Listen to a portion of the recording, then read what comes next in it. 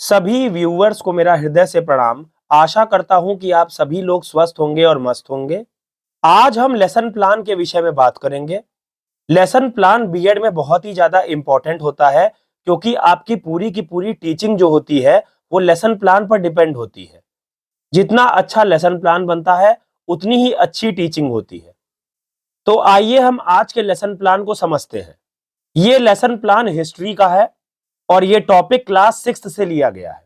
Lesson plan बनाने का पहला स्टेप होता है टेबल बनाना। आप यहां पर हमारी टेबल देख सकते हैं। इसमें दिनांक, कक्षा, विषय, प्रकरण, चक्र, अवधि ये सब लिखा हुआ है। आप इसे अपने टॉपिक के हिसाब से भरेंगे। इसके बाद आप छात्राध्यापक का नाम लिखेंगे, जिसमें आपका नाम आएगा और फिर आपके विद्यालय का नाम आएगा। इसके बाद सामान्य उद्देश्य आते हैं। यहां पर मैंने लिखा हुआ है, आप वीडियो को पॉज करके इनको पढ़ सकते हैं। फिर हैं आपके विशिष्ट उद्देश्य। इसमें ज्ञानात्मक स्तर, बोधात्मक स्तर और प्रयोगात्मक स्तर आता है।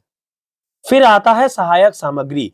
इसमें आप टीचिंग के दौरान जिन चीजों का इस्तेमाल करेंगे उनको आपको लिखना होगा, जैसे डस्टर है, मार्कर है, चार्ट है, ये सब चीजें। फिर आता है पूर्व ज्ञान। इसमें छात्रों को अपने विषय में जो जनरल नॉलेज है वो आपको लिखना होगा। अपने टॉपिक को स्टार्ट करने से पहले आप कुछ प्रस्तावना प्रश्न पूछेंगे। यही प्रश्न जो होते हैं ये आपको टॉपिक तक ले जाते हैं। इसमें बहुत ही आसान प्रश्न पूछिएगा। इसमें दो कॉलम बनते हैं, एक छात्राध्यापक क्रिया और दूसरा है छात्र क्रिया। छात्राध्यापक क्रिया में आप अपने प्रश्न को लिखेंगे।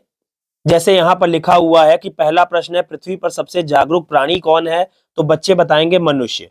फिर आप कहेंगे कि मनुष्य की मूलभूत आवश्यकताएं कितनी है? तो बच्चे कहेंगे 3। फिर आप कहेंगे तीनों मूलभूत आवश्यकताओं का नाम बताओ। तो बच्चे कहेंगे रोटी, कपड़ा और मकान। इसके बाद आप पूछेंगे कि उस काल का नाम बताओ जब मनुष्य के पास रहने के लिए मकान नहीं होते थे। यह समस्यात्मक प्रश्न हो जाएगा और यहीं से आपका टॉपिक स्टार्ट होगा। इसके बाद आप उद्देश्य कथन बोलेंगे कि आज हम पाषाण काल के विषय में विस्तार पूर्वक अध्ययन करेंगे। फिर आपकी एक टेबल बनेगी जिसमें कई सारे कॉलम होंगे, जैसे क्रम संख्या, शिक्षण बिंदु, छात्राध्यापक क्रिया, छात्र क्रिया, विधि और श्यामपट्ट कार्य। अब आपको एक एक शिक्षण बिंदु लेना है टॉपिक में से। जैसे यहां पर पहला शिक्षण बिंदु लिया गया है पाषाण काल के भाग। अब आप एक प्रश्न करेंगे कि पाषाण काल को कितने भागों में बांटा गया है। छात्र मौन हो जाएगा, उसको पता नहीं है, तो फिर आप इसका स्पष्टीकरण देंगे। विधि आपकी प्रश्नोत्तर हो जाएगी, फिर आप उसकी व्याख्या करेंगे और श्यामपट्ट कार्य में आपने जो भी ब्लैक बोर्ड पे काम किया है उसको आपको यहां पर चिपकाना होगा। आप ऐसे ही ब्लैक चार्ट पेपर का प्रयोग करिएगा और उस पर सिल्वर पेन से लिखिएगा ताकि आसानी से विजिबल हो जाए। दूसरा शिक्षण बिंदु है पुरा पाषाण काल। इसमें आप पूछेंगे कि पुरा पाषाण काल किसे कहते हैं। फिर बच्चे मौन हो जाएंगे, फिर आप स्पष्टीकरण देंगे। तीसरा शिक्षण बिंदु है मध्य पाषाण काल। इसमें भी आप प्रश्न करेंगे कि मध्य पाषाण काल के बारे में आप क्या जानते हो। बच्चे नहीं बता पाएंगे, फिर आप उसको स्पष्टीकरण करेंगे। चौथा शिक्षण बिंदु है नवपाषाण काल। इसमें भी आप प्रश्न करेंगे कि नवपाषाण काल के बारे में बताओ। बच्चे नहीं बता पाएंगे, फिर आप स्पष्टीकरण देंगे। ये कुछ इमेजेस हैं जिन्हें दिखा करके आप बच्चों को टॉपिक अच्छे से समझा सकते हैं।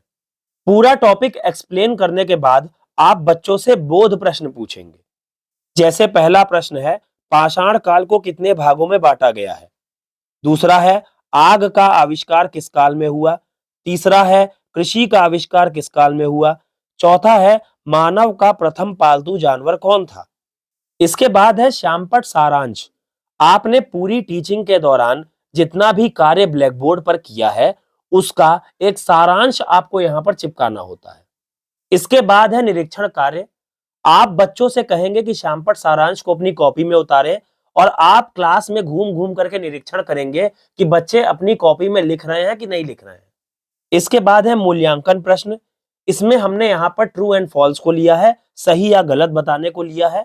आप मैच द फॉलोइंग भी ले सकते हैं, फिल इन द ब्लैंक्स भी ले सकते हैं, या फिर जो भी आपको पसंद हो आप वैसा प्रश्न बना सकते हैं। यहां पर देख सकते हैं कि मैंने 4 प्रश्न बनाए हैं। अब लास्ट में आप गृह कार्य देंगे, यानी कि होमवर्क देंगे बच्चों को। मैंने होमवर्क दिया है कि छात्र पाषाण काल के विषय में लिखकर लाएंगे। आपको जैसा अच्छा लगे आप वैसा होमवर्क दे सकते हैं। तो ये था कंप्लीट लेसन प्लान। उम्मीद करता हूं कि मैंने जितनी भी बातें आपको समझाई हैं वो सारी की सारी आपको समझ में आ गई होंगी। इसके बाद भी अगर आपको कोई भी डाउट रहता है तो कमेंट बॉक्स में आप अपने सवाल हमसे पूछ सकते हैं। मैं आपके उज्जवल भविष्य की हमेशा भगवान जी से कामना करता रहता हूं। इस वीडियो को देखने के लिए बहुत बहुत धन्यवाद। जय हिंद, जय भारत।